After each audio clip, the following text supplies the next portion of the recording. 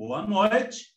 Hoje estudaremos a poesia de Yi-san, talvez o nome mais emblemático da vanguarda poética coreana da primeira metade do século passado.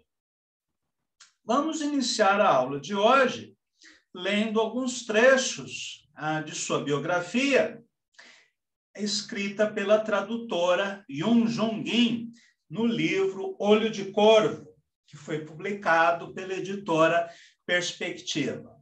Muito bem. Yi-san nasceu em 1910 em Seul, como filho mais velho de uma tradicional família já arruinada, em meio à confusa soleira que marcou o início da Coreia moderna. Soleira, sim, já que o país literalmente tropeçou nesta passagem, caindo sob o domínio japonês desde 1910 até 1945, precisamente no ano de seu nascimento. O poeta jamais conheceu a Coreia livre, e a sua breve vida de 27 anos foi praticamente encerrada num quarto de prisão em Tóquio, entre torturas e vômitos de sangue. Fatos emblemáticos que simbolizam a sua consciência de aprisionamento, de onde provém, possivelmente, a adoção do nome Yi-san. Seu nome de nascença, Kim Hae-kyung, cujo significado traz ideias de vastidão do mar e alto posto, fora dado pelo tio, irmão mais velho de seu pai, no desejo de que o seu sobrinho viesse a ser uma grandiosa obra a reinar sobre a vastidão do mar. Não foi bem assim. Tal louvável nome foi rejeitado sem concessões aos 23 anos, sendo substituído por um novo nome, sem concessões mesmo, por um novo sobrenome, sendo substituído por um novo nome e, sem concessões mesmo, por um novo sobrenome, o que em sociedades tradicionais, como a chinesa, a japonesa, a coreana, é uma ofensa terrível aos antepassados. Você está ofendendo os ancestrais. Talvez o poeta quisesse se desvencilhar do sobrenome Kim, que significa ouro ou dinheiro, nada condizente, aliás, com a sua famosa penúria. Passou a se chamar Yi-san, que, quando escrito em coreano, é homógrafo e homófono de palavras empregadas para significar coisas das mais disparatadas, das quais são listadas a seguir as mais utilizadas. É um modo de despersonalização também do poeta. Note-se, porém, que embora as contrapartidas em ideogramas chineses difiram, todas as opções abaixo são grafadas e lidas da mesma forma em coreano, Yi-san. Aqui tem alguns significados. Forma estranha, fenômeno peculiar, anormal, estranho, acidental, mudança, desarranjo, fora de ordem, distúrbio, enfim, tudo aquilo que foge de uma situação usual. Estranho, esquisito, ímpar, inusitado, incomum, com o significado ainda de mudança de polos da voltagem ou corrente elétrica, ou ainda caixa. O nome Yi-san pode ser traduzido literalmente como Senhor Caixa.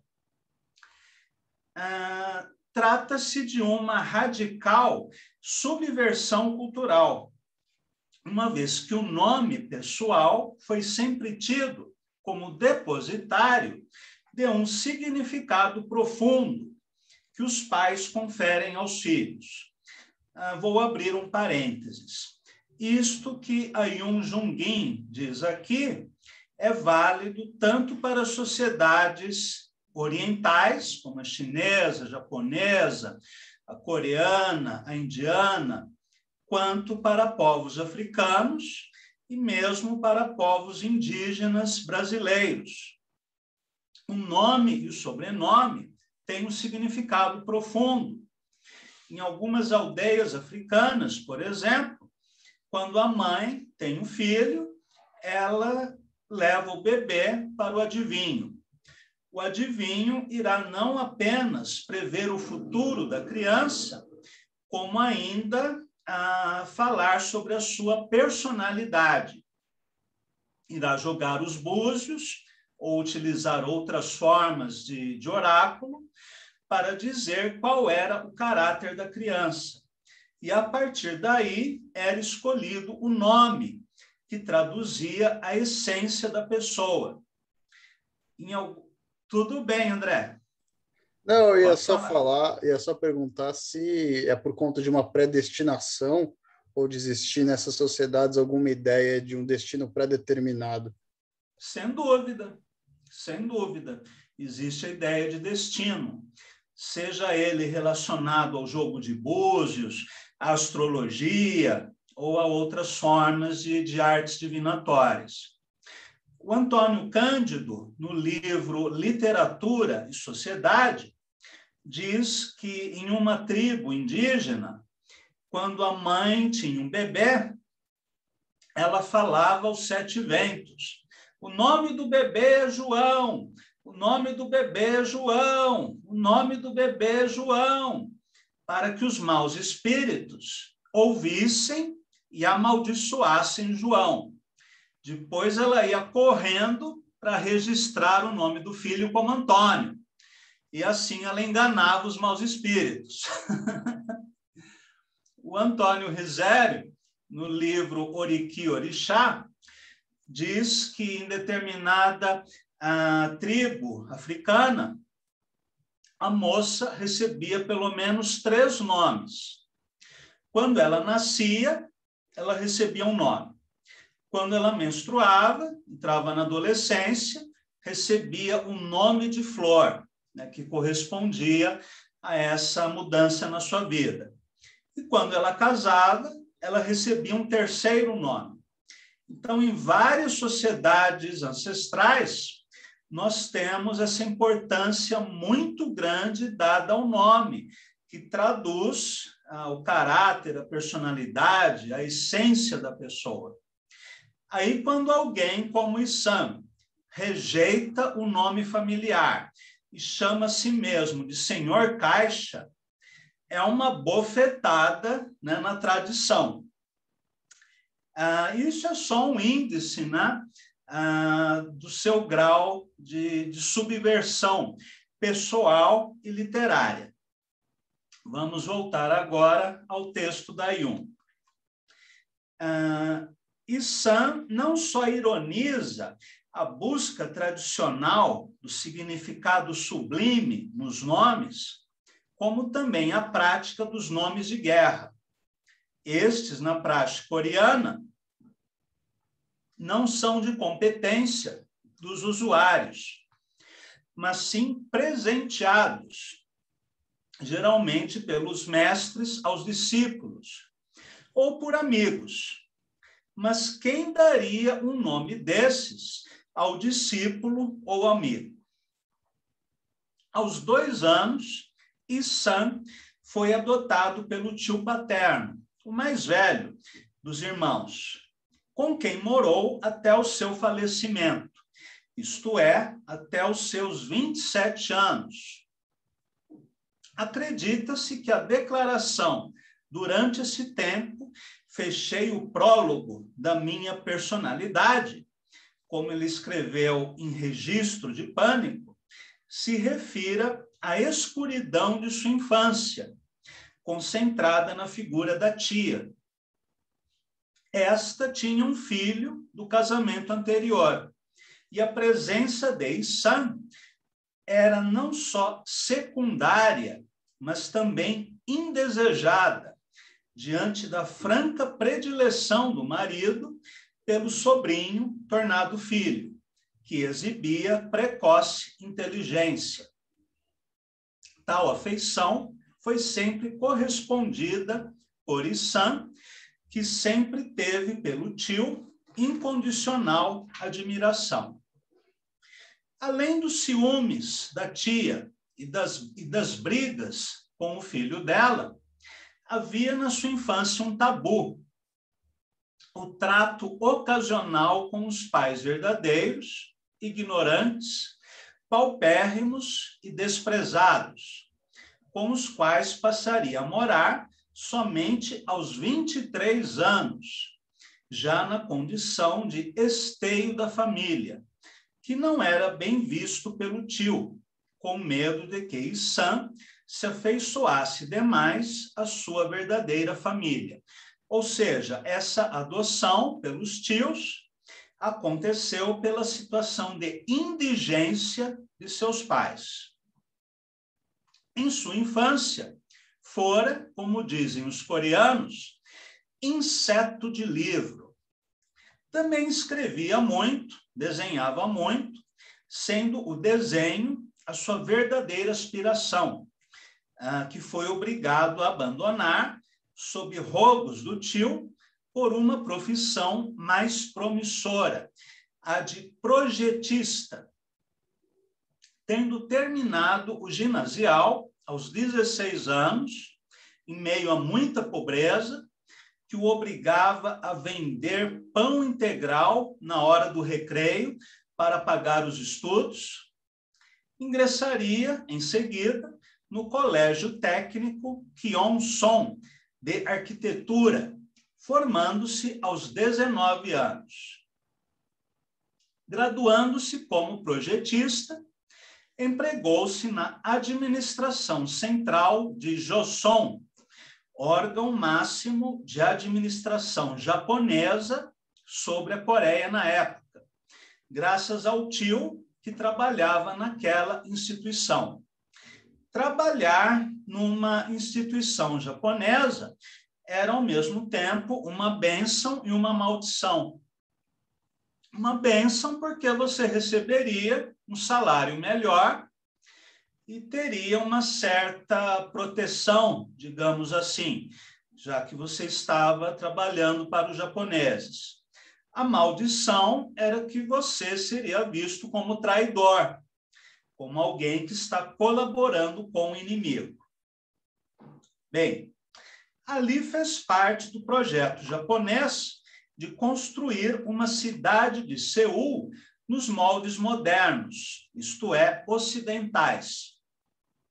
Lembrando que desde a restauração Meiji, o Japão passou a adotar padrões ocidentais, seja na arquitetura, na indumentária, nos hábitos, no modelo educacional, no armamento, na organização política e militar, enfim.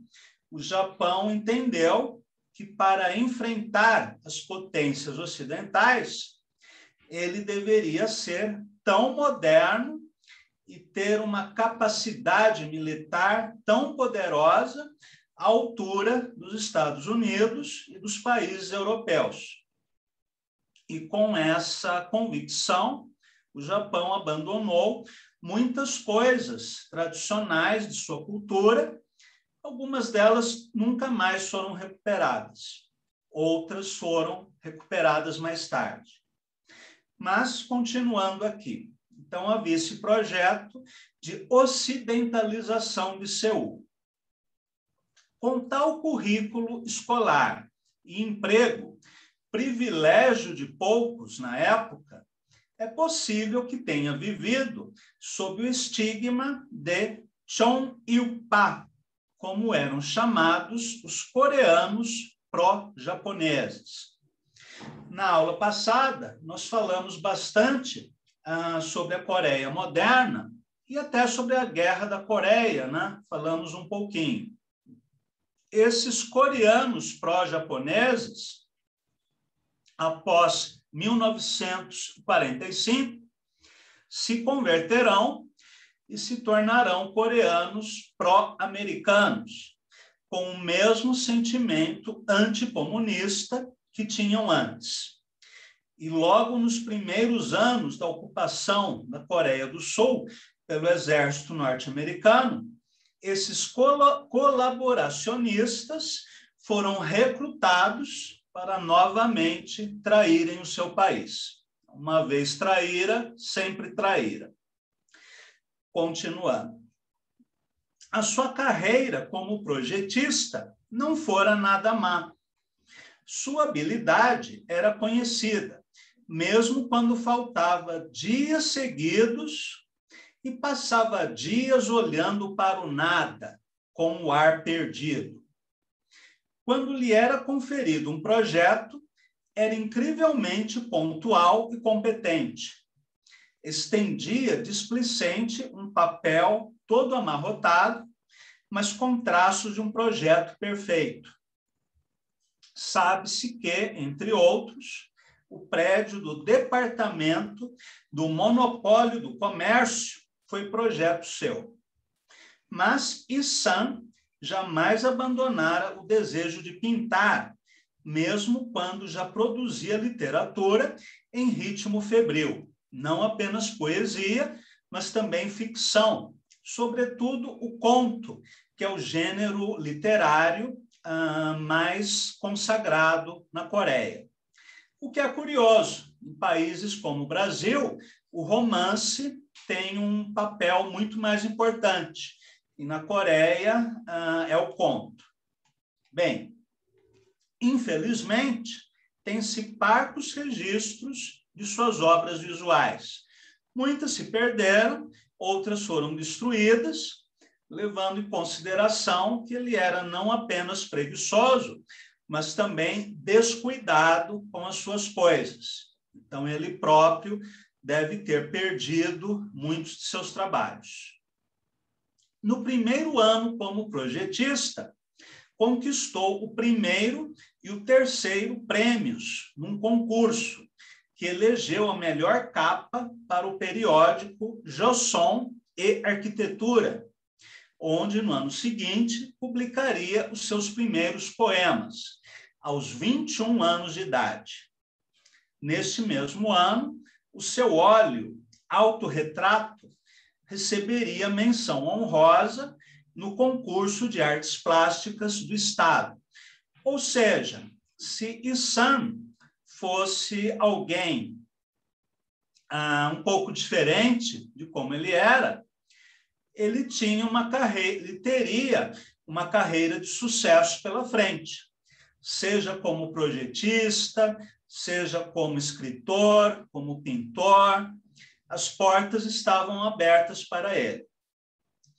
Sua demissão, em março de 1933, aos 23 anos, marcou o início de sua verdadeira miséria, de um lado, e de rica produção literária, do outro. Seguiram-se 4 anos de vida boêmia, penúria, hemoptise, desilusão amorosa e literatura. Yi-san é um típico poeta maldito, como aqueles franceses do século XIX, ou como os brasileiros, do romantismo, do simbolismo. É comum se dizer que Yi-san se demitira para tratar de hemoptise, mas, segundo afirmam seus familiares, a doença só se agravou depois da demissão. O verdadeiro motivo de sua exoneração tendo sido um mau relacionamento com um superior japonês. É possível, porém, que tendo cumprido com a sua palavra de ter uma profissão decente, já se considerasse livre do ônus da vida cotidiana. É neste ano também que adota o nome Yi-san. Curiosamente, o tio morreria logo depois. Quem sabe, um profundo desgosto. Mas a sua debilidade física era um fato. E foi a mesma falta de saúde, aliada à sua incurável preguiça, que o impediam de trabalhar em construções ou de ter qualquer outro emprego dentro dos padrões da normalidade, ou do que se considerava normalidade. Assim, preferiu ganhar a vida administrando cafés. Teve vários, todos falidos por sua desdenhosa displicência e, naturalmente, falta de reserva financeira. Era gritante a sua pobreza, admitidamente uma consequência exclusiva de sua igualmente renomada preguiça. E, com quase certeza, né, uma aversão a qualquer trabalho de administração, mesmo de um café criado por ele mesmo. Mas é verdade também que a preguiça era resultado da débil saúde e de uma vida boêmia, desregrada e negligente em relação ao próprio corpo. Tendo-se demitido, empreende um retiro à estância de águas termais em Daejeon, cidade que hoje pertence à Coreia do Norte, para tratar da hemoptise. Lá conhece Gun-hong, uma pequena Ki-sen, uma prostituta, com quem voltaria para Seul. Em Seul, abre um café chamado Pega, né, que é um tipo de pássaro, no centro da cidade, tendo hipotecado a casa sem que a família soubesse. Imaginem isso, né? De repente o André, eu vou criar um bar, né? Eu sempre quis criar um bar, deixa eu hipotecar a casa da família. Acho que não ia funcionar muito bem, né?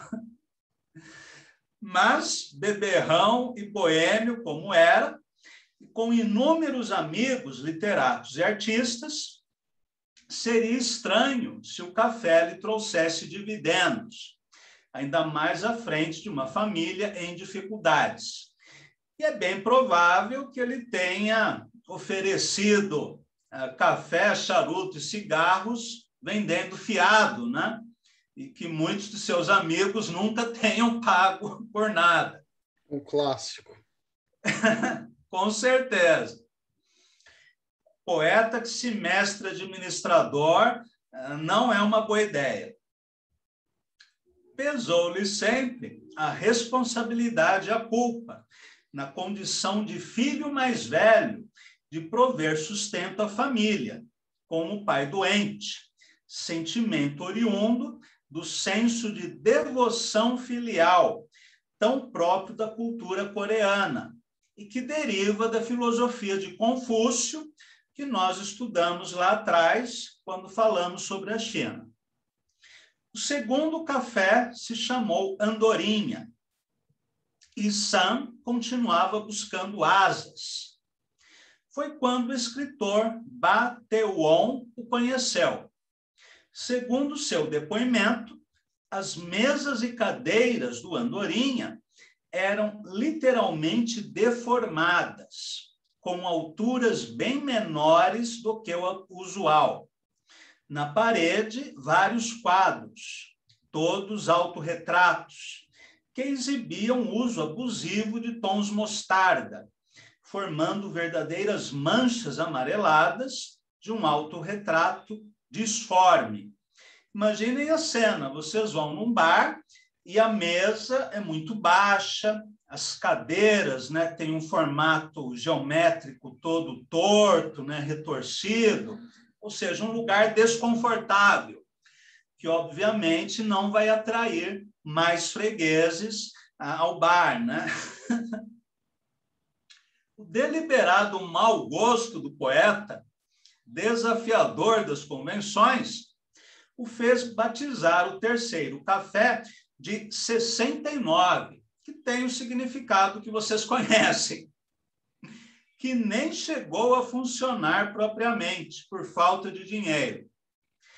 Por fim, o quarto café, o Mugui, que apesar do nome inocente, era ocupado por mesas em formatos esquisitíssimos, quase inacessíveis.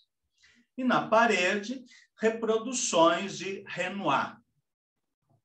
Contudo, sujeito bizarro era a impressão universal de todos que o viam pela primeira vez.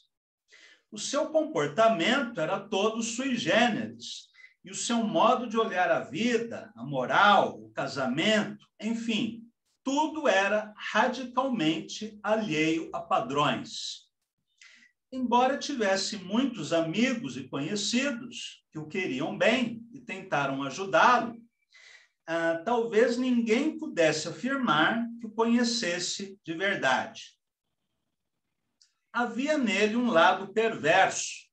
Gostava de dizer coisas indecorosas a um cidadão recatado, só pelo prazer de vê-lo atordoado e perplexo. Parece ter sido um profundo conhecedor do que diz respeito à prática do sexo, na qual se iniciara na adolescência com garçonetes japonesas do restaurante do pai de um amigo. Mas o mesmo amor que tinha pelas mulheres, bebida, amigos e literatura, ele não dispensou ao próprio corpo. A descrição de um amigo, aspas, pele branca, parecendo a de um ocidental, farta barba, gravata de boêmio, sapatos brancos até no inverno, fecha aspas. É muito enfeitada para um Issan, que era absolutamente desleixado quanto à aparência. O cabelo fazia jus à descrição que ele próprio confere em seus contos. Bucha ou ninho de passarinho. Não só não penteava, como fazia questão de desalinhar o cabelo, sacudindo-o com os dedos. O seu total desdém pela própria vida confere um quê de suicídio à sua morte. Um suicídio que se serviu de tuberculose, principalmente quando vemos que, poucos meses antes de morrer, escreveria o conto de vida finda. E Sand publicou seus primeiros poemas aos 21 anos, em periódicos de arquitetura.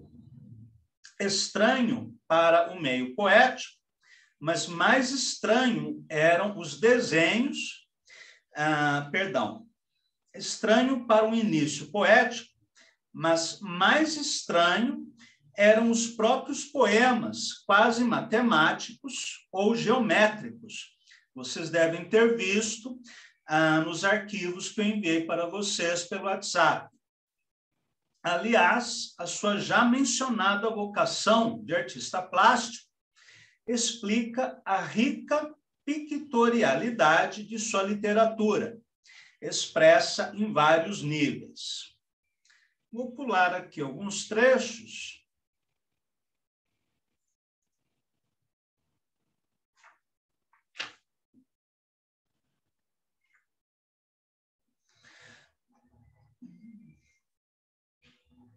E Sand saiu de casa dizendo que iria passar uns dias fora. Seu pai se encontrava muito doente e a família numa situação desesperadora. Em outubro, quase inverno. Era outubro, quase inverno. O destino final, a cidade de Tóquio, para a qual vivia dizendo querer ir. Era onde morava o poeta Kim Kirin, ídolo declarado de Sand.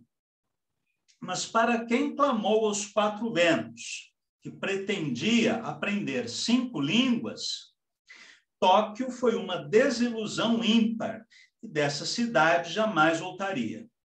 Já em Tóquio, escreveu cartas contundentes a Kim Kirin, que estudava e vivia numa cidade próxima. Logo, fez-se inverno em Tóquio, passado a vômitos de sangue.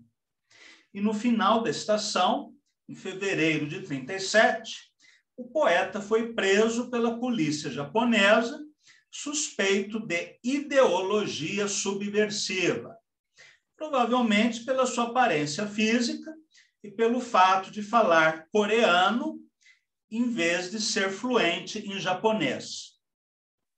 Com o rosto esquálido, os famosos cabelos e a barba mal feita, não é de estranhar a suspeita.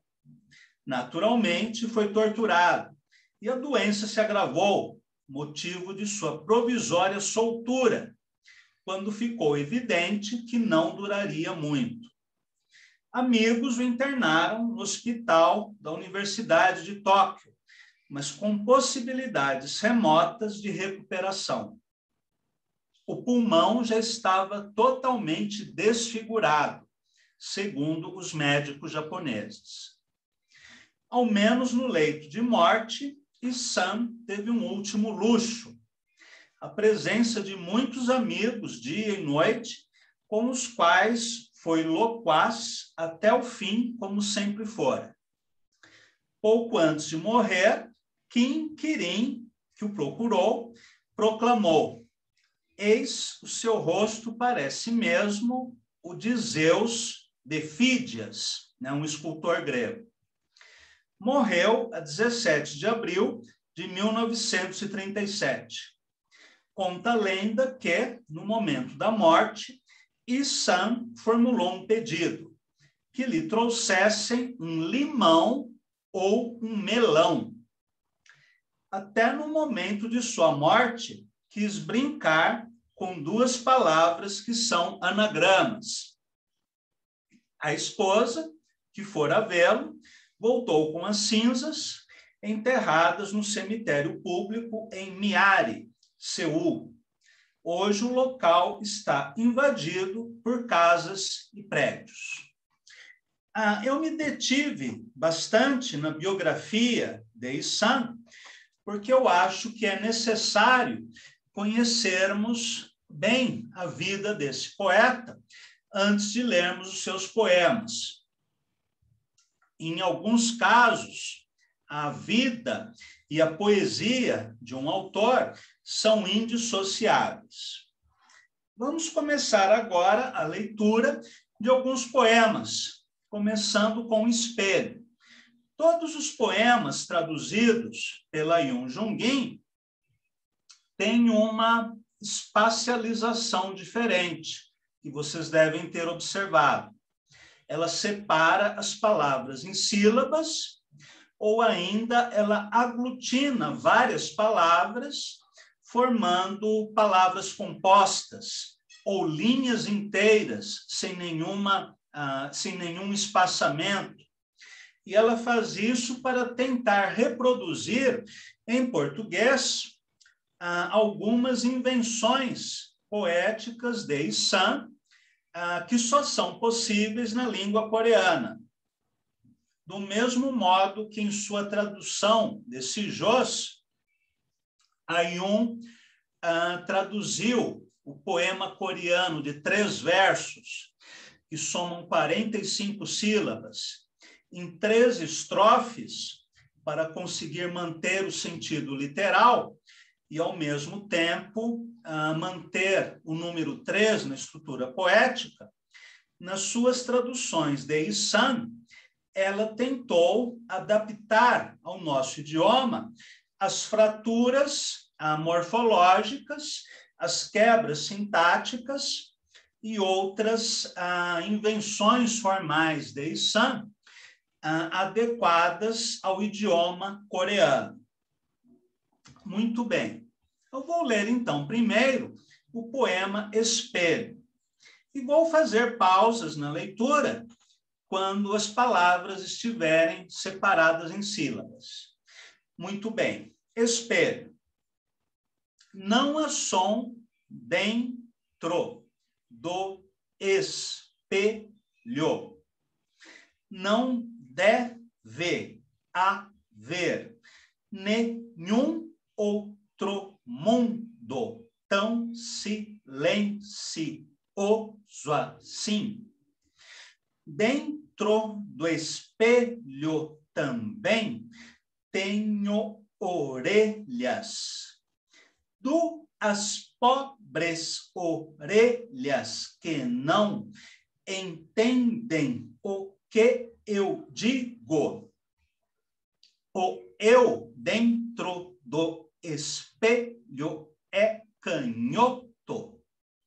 Um canhoto que não responde ao meu aperto de mão, que não conhece o aperto de mão. Eu não consigo tocar o eu do espelho por causa do espelho. Mas se não fosse pelo espelho, como eu teria ao menos conhecido o eu do espelho? Eu, no momento, não tenho espelho, mas dentro do espelho há sempre o eu do espelho. Não sei muito bem, mas deve estar absorto em algum trabalho canhoto. O eu do espelho é bem oposto de mim, mas também se parece muito comigo. Ressinto-me mesmo de não poder me preocupar e diagnosticar o eu do espelho. Respira, agora respira. Tá louco. Assim como acontece no dadaísmo, nos poemas de Cummings, na poesia concreta, essa atomização das sílabas, né? Essas fraturas morfológicas, sintáticas, não apenas tem um aspecto visual mais evidente, mas também um aspecto sonoro. E claro que a ideia também é trabalhada dentro dessa nova dimensão. Vou ler agora... Coisa de angústia, né? Sem dúvida. Uma angústia danada isso daí. O cara tá olhando para o espelho, mas está recitando isso, e ele olha para o espelho e olha para ele, olha para o espelho, olha para ele, e o cara, sei lá. Parece que ele vai ali cometer o ato, cara. Não sei. Pelo menos para mim. Um psicanalista adoraria interpretar esse poema, né? O jogo do eu e do outro. Enfim, permite muitas interpretações interessantes. Um lacaniano ficaria louco com esse poema. Agora, na peça seguinte, Olho de Corvo, poema número 1, acontece o contrário. Em vez da fratura, né, da palavra, nós temos a junção de várias palavras em neologismos compostos, como se fossem frases inteiras constituídas de neologismos, né? Cada linha fosse um imenso neologismo. E claro que isso também interfere tanto na visualidade, quanto no sentido, quanto na leitura do poema. Vamos ver o que eu consigo aqui. 13 crianças correndo pela estrada. Quanto à rua própria da uma sem saída. A primeira criança diz que está com medo. A segunda criança também diz que está com medo. A terceira criança também diz que está com medo. A quarta criança também diz que está com medo. A quinta criança também diz que está com medo. A sexta criança também diz que está com medo. A sétima criança também diz que está com medo. A oitava criança também diz que está com medo. A nona criança também diz que está com medo. A 10ª criança também diz que está com medo.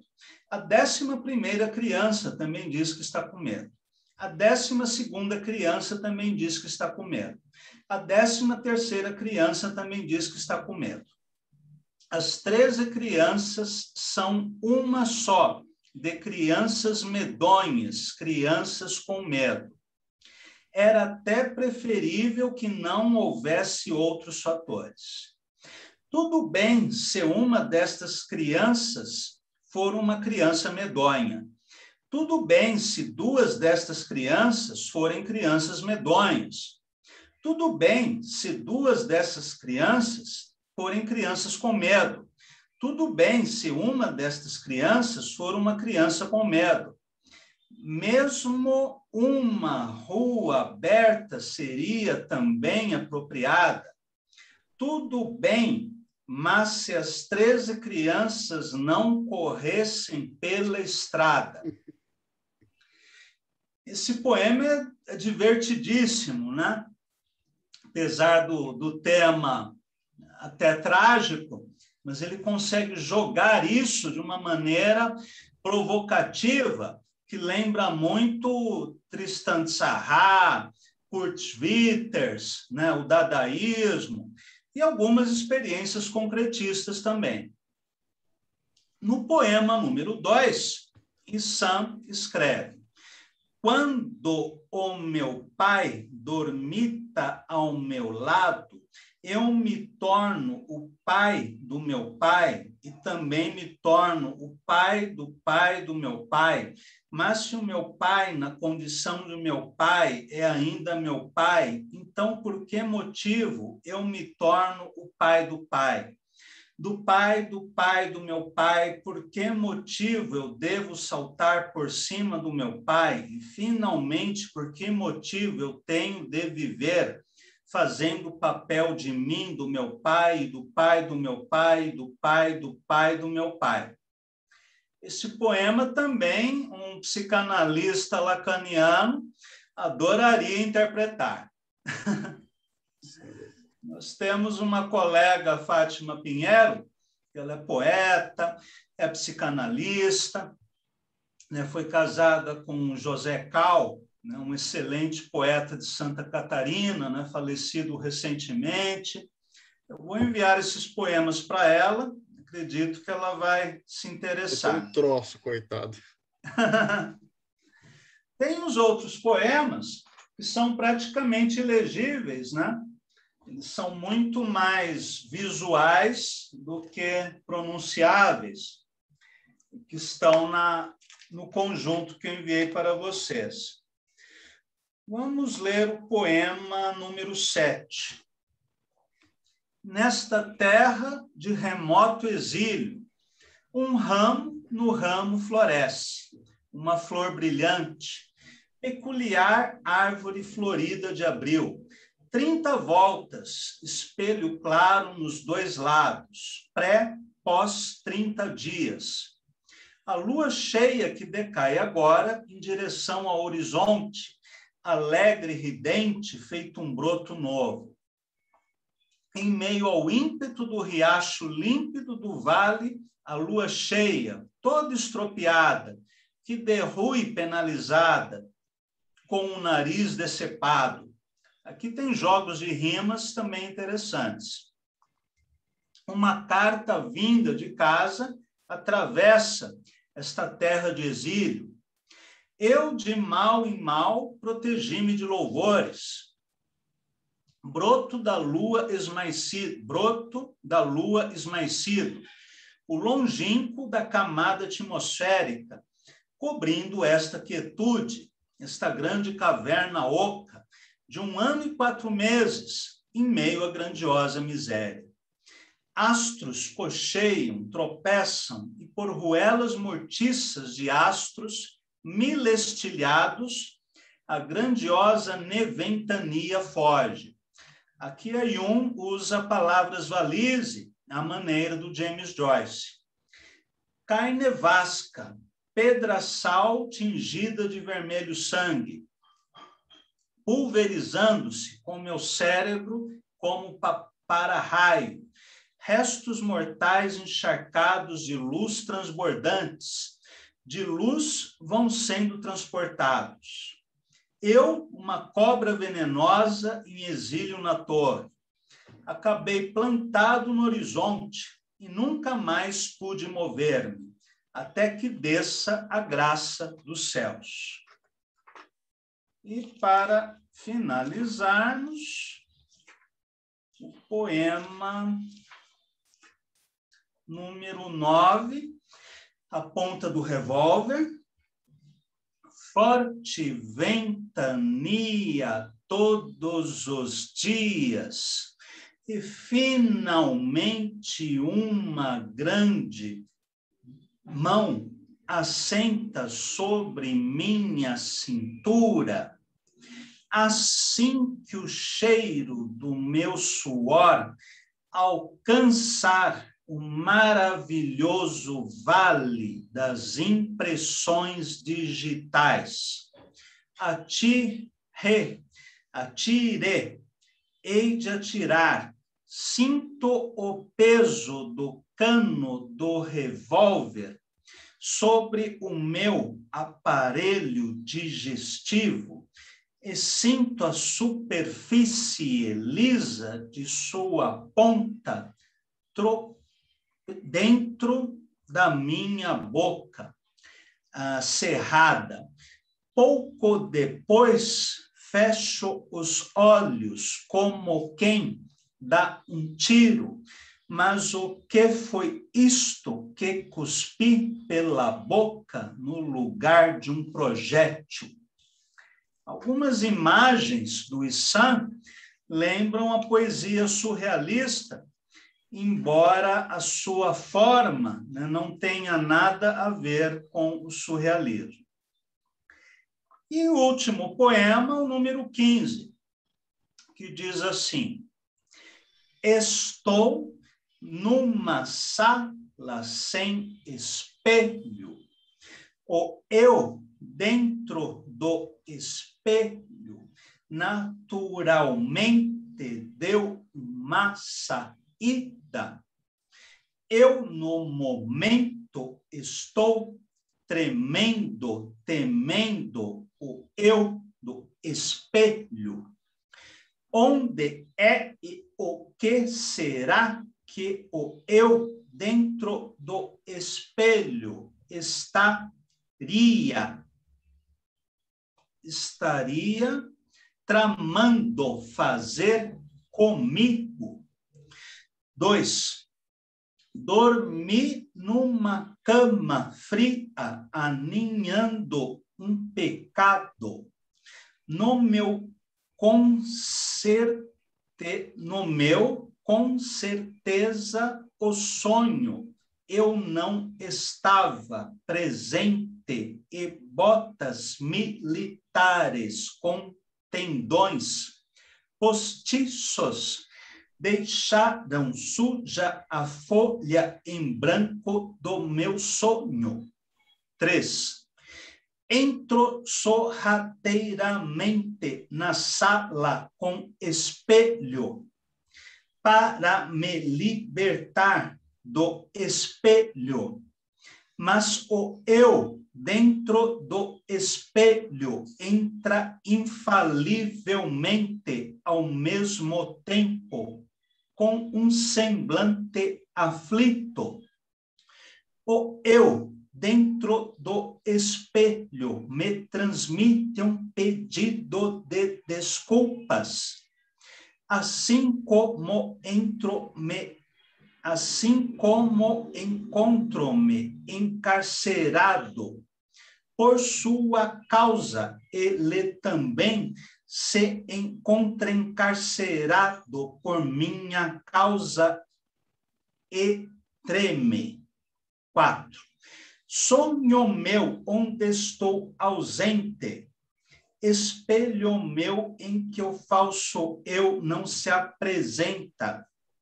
é alguém que anseia pela minha solidão, mesmo com toda a sua importância. Eu finalmente decidi persuadir o eu dentro do espelho ao suicídio. Mostrei-lhe uma janela sem vista nenhuma. Aquela janela é uma janela somente para o suicídio. Mas ele me ensina que não pode se suicidar se eu não fizer o mesmo. O eu, dentro do espelho, é quase uma fênix. O que eu acho fascinante no Issan é que, além de toda essa construção estética, que ainda hoje soa extremamente moderna, ele consegue trabalhar, ao mesmo tempo, temas existenciais e políticos. A questão do eu, do outro, do pai, o desejo de morte, as referências a revólveres, a botas militares, a encarceramento, o que traduz, né, não apenas um desespero pessoal, mas também uma situação histórica, né, da invasão e ocupação da Coreia pelos japoneses. Enfim, é um poeta difícil, fascinante, para ser lido e relido muitas vezes, com bastante atenção, e em todas as vezes ele irá nos surpreender e nos deixar perplexos e com muita sede.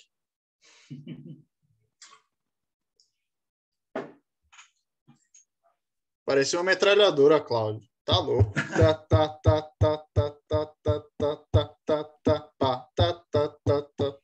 Não sei, pode talvez se pensar no autoritarismo agora, falando do ritmo, nesse sentido, que é alguma coisa ditada, né?